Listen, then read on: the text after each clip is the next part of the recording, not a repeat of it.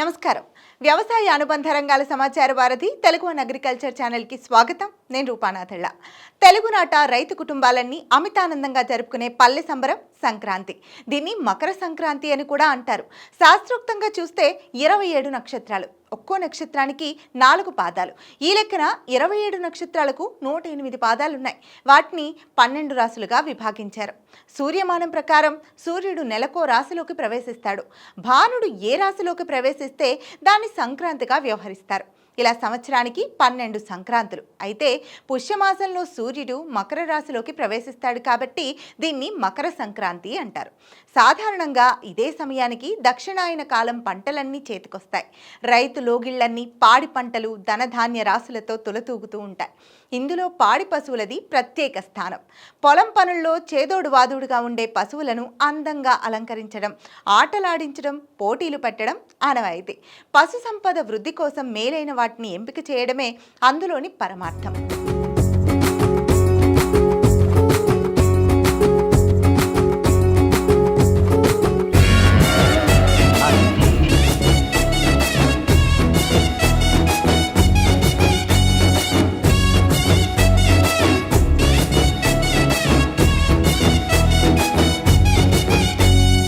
మొత్తంగా సంప్రదాయ చైతన్యానికి, వెలుగునకు ప్రతీకైన మన సంక్రాంతి పర్వదినం ప్రాముఖ్యతను, దేశీ పశు సంపద పరిరక్షణ ప్రాధాన్యతను చాటి చెప్పేలా గన్నవరం శాసనసభ్యులు యార్లగడ్డ వెంకట్రావు గారి ఆధ్వర్యంలో రాష్ట్ర స్థాయి దేశీ ఆవుల అందాల పోటీలు జరిగాయి. శ్రీలక్ష్మీ నరసింహ నంది బ్రీడింగ్ బుల్స్ యజమాని కాసనేని రాజా, ఏఎంసీ చైర్మన్ గూడవల్లి నరసింహారావు పర్యవేక్షణలో 4 విభాగాల్లో ఒంగోలు, పొంగనూరు, కపిల ఆవులకు అందాల పోటీలు నిర్వహించారు. వివిధ జిల్లాల నుంచి 128 పశువులు పోటీల్లో పాల్గొన్నాయి. దేశీ ఆవుల అందాల పోటీలను ప్రారంభించిన శాసనసభ్యులు వెంకట్రావు గారు, మన రాష్ట్ర గౌరవమైన ఒంగోలు, పొంగనూరు ఆవులను కాపాడుకోవడమే ఈ పర్వదినం పరమార్థమన్నారు. రైతు సోదరులు వాళ్ళు మేపాల్సిందిగా పిలిపిస్తారు. ఎవరైనా ఈ రాష్ట్రంలో పుట్టిన ఎవరైనా రైతు కూలీనే తప్ప మరో ఉద్యోగం సద్యోగం మనకు లేదు. కాటన్ మహాశయుడు పిలిచిలు కట్టిన తర్వాత డెల్టా ఫామ్ అయింది.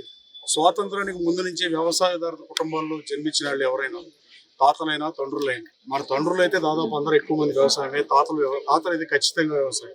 ఆ రోజు ఉద్యోగ ఉపాధి అవకాశాలు లేవు. ఈ పశుపోషణ కోసం కాకర వెంకటరత్నం గారు నడుం కట్టి పాల కేంద్రాలను స్థాపించి క్షీరసాగర విప్లవానికి నాంది పలికిన మహానుభావుడు, గన్నవరం నియోజకవర్గ మాజీ శాసనసభ్యుడు.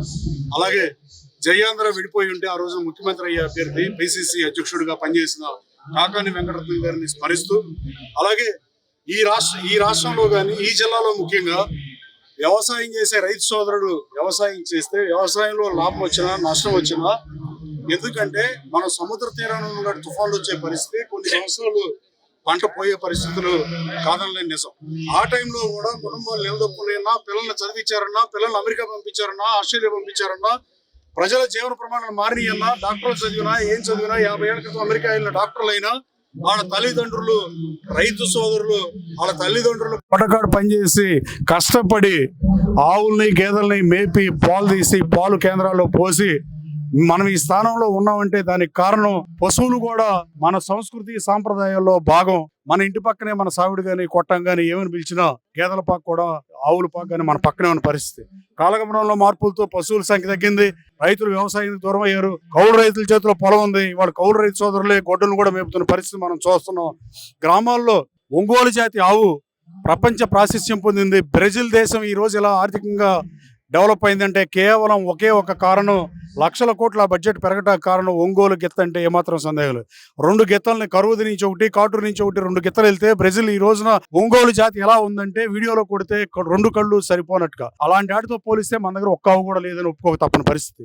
ఒంగోలు జాతి అభివృద్ధి చెందాలన్నా, పొంగనూరు జాతి అభివృద్ధి చెందాలన్నా ఇవాళ ఎవరో రైస్ మిల్లర్లు, వ్యాపారస్తులు సెంటిమెంట్గా ఆవును మేపుతున్నారు కాబట్టి ఈ మాత్రం ఆవులైనా ఉన్నాయి. ఇంకో కారణం ఒంగోలు జాతి పశుపోషకులు, ఎడ్ల పందాలు మేపే పశుపోషకులు కానీ, అలాగే ఎడ్ల పందాలు నిర్వహించే నిర్వాహకులు, ఇండస్ట్రీస్టులు కానీ, రాజకీయ నాయకులు కానీ ఎడ్ల పందాలు పెడతాం వల్ల ఇంకా ఒంగోలు జాతి అంతరించిపోకుండా ఉంది. లేదంటే ఈ పాటికే మనం ఒంగోలు జాతి ప్రైడ్ ఆఫ్ స్టేట్, ఆంధ్రప్రదేశ్ రాష్ట్రానికి ప్రైడ్ ఏమైనా ఉంటే అది ఒంగోలు గిత్త, ఒంగోలు ఆవే, నో డౌట్ అబౌట్ దట్. అలాంటి ప్రైడ్ ఆఫ్ ఒంగోలు జాతి పశుపోషణ అంతరించిపోకుండా ఉండాలంటే ప్రభుత్వం కూడా సహాయం చేయాల్సిన అవసరం ఉంది. మొన్న నేను అసెంబ్లీలో కూడా మాట్లాడా. రిజిస్ట్రేషన్ స్టాంప్ యాక్ట్ని రాజస్థాన్ లాగా, మిగతా 5 రాష్ట్రాలాగా, కర్ణాటక లాగా సపరేట్ రిజిస్ట్రేషన్ యాక్ట్ తీసుకొస్తే మన రాష్ట్రానికి 2,000 కోట్ల నుంచి 3,000 కోట్ల రూపాయలు అదనపు ఆదాయం వస్తుంది బడ్జెట్కి. ఆ 3,000 కోట్లలో సెస్ పెట్టి ఒంగోలు జాతి ఆవుల సంక్షేమం కోసం, అలాగే పొంగనూరు ఆవు మన దేశవాళీ నాటావులు అని కానీ ఏదైతే ఆంధ్రప్రదేశ్ సొత్తో, ఏదైతే గుండ్లకమ్మ నది పరివాహక ప్రాంతంలో పుట్టినయో, ఎక్కడ పుట్టిన జాతి అక్కడే అంతరించిపోయే పరిస్థితులు అగుపించినప్పుడు ప్రభుత్వం స్పందించాల్సిన అవసరం ఉందని నేను మాట్లాడా. గౌరవ ముఖ్యమంత్రి గారితో, ఉప ముఖ్యమంత్రి గారితో, లోకేష్ బాబుతో మాట్లాడి కార్యాచరణ దిశగా ఓ సంవత్సర కాలంలో, ఒక్క రోజులో చెప్పలేను కానీ ఒక సంవత్సర కాలంలో వీటి జాతి అభివృద్ధి కోసం ప్రభుత్వం నుంచి ఏదైనా చేయాలని మనస్ఫూర్తిగా పనిచేస్తానని తెలియజేస్తూ, అనుభవాన్ని మించిన గురువు లేడని వివేకానంద చెప్పిన సూక్తి మనం చెప్పేది కాదు. కానీ దాంట్లోనే ఒంగోలు గిత్తలు ఇలాంటి ప్రాబ్లమ్స్ రావడానికి మెయిన్ కారణం బండలు వెయిట్ తగ్గించారు. ఎక్కువ బార్లు పరుగులు తీయటం వల్ల చిన్న సైజు నుంచి పైకి వచ్చేపటికి ఎద్దులు పోతున్నాయి. అలాగే మీరు అన్నట్టుగా కొన్ని ఎద్దులకి కాళ్ళ నొప్పులు వచ్చినప్పుడు పందిపెద్దు దాదాపు 2-2.5 టన్నుల్ని లాగాలి. అది ట్రాక్టర్ కాదు, మనలాగా అది ప్రాణం ఉన్న గొడ్డు. అది దాన్ని కాపాడాల్సిన బాధ్యత డ్రైవర్లదే. అలాగే పశుపోషణ కష్టతరమైన సాధ్యంలో దీన్ని మీరు చెప్పిన సూచన కూడా డెఫినెట్గా పరిగణించాల్సిందే. ఇక్కడ ఎన్టీ రామారావు పేరు మీద ఉన్న వెటర్నరీ కళాశాలలో ఆ ప్రయత్నాలు నేను డెఫినెట్గా తీసుకుంటా. నాకైతే ఆలోచన రాలేదు, కానీ ఈ ఆలోచన ఇచ్చినందుకు మీకు కూడా ధన్యవాదాలు తెలియజేస్తున్నా. ఉద్యోగ ఉపాధి అవకాశాల కోసం, వ్యాపార అవసరాల కోసం ఎక్కడో సెటిల్ అయిన, దేశ విదేశాల్లో సెటిల్ అయిన వాళ్ళు, పక్క రాష్ట్రాల్లో సెటిల్ అయిన వాళ్ళు, సంస్కృతి సాంప్రదాయాలకి ఆలవాలంగా కొనసాగుతున్న పెట్టుడు పండుగ సంక్రాంతిని ఇంత రంగరంగ వైభవంగా గ్రామాలకు వచ్చి కుటుంబ సభ్యులతో, ఊరు గ్రామస్తులతో కలిసి జరుపుకుంటున్న ప్రతి సోదరుని సోదరిమణిని మనస్ఫూర్తిగా అభినందిస్తూ, మీ వల్లే సంస్కృతి సాంప్రదాయాలు నిలబడుతున్నాయి. గన్నవరం మార్కెట్ యార్డ్ లో దేశీ ఆవుల అందాల పోటీల ప్రారంభోత్సవానికి వచ్చిన ప్రభుత్వ విప్ వెంకట్రావు గారికి కోలాటాలు, డప్పుల మధ్య సాదర స్వాగతం పలికారు. అనంతరం భోగిమంటలు వేశారు. గంగిరెద్దుల ఆటలు, పిట్టల దొరల మాటలు, కోలాటాలు, కుర్రోళ్ల కేరింతల నడుమ ముగ్గుల పోటీలను తిలకించారు. అనంతరం అందాల పోటీల్లో పాల్గొన్న ఒంగోలు, కపిల, పుంకనూరు ఆవులు వాటి యజమానులతో ఆప్యాయంగా మాట్లాడారు. ఏఎంసీ చైర్మన్ గూడవల్లి నరసింహారావు, కాసనేని రాజా నియోజకవర్గ కూటమి నాయకులతో కలిసి 4 విభాగాల్లో గెలిచిన 16 పశువుల యజమానులకు బహుమతులు అందజేశారు. ఆయా రైతులకు నగదు బహుమతులతో పాటు పథకాలు, ప్రశంసా పత్రాలను అందించారు ప్రభుత్వ చీఫ్ విప్ గన్నవరం నియోజకవర్గ శాసనసభ్యులు యార్లగడ్డ వెంకట్రావు.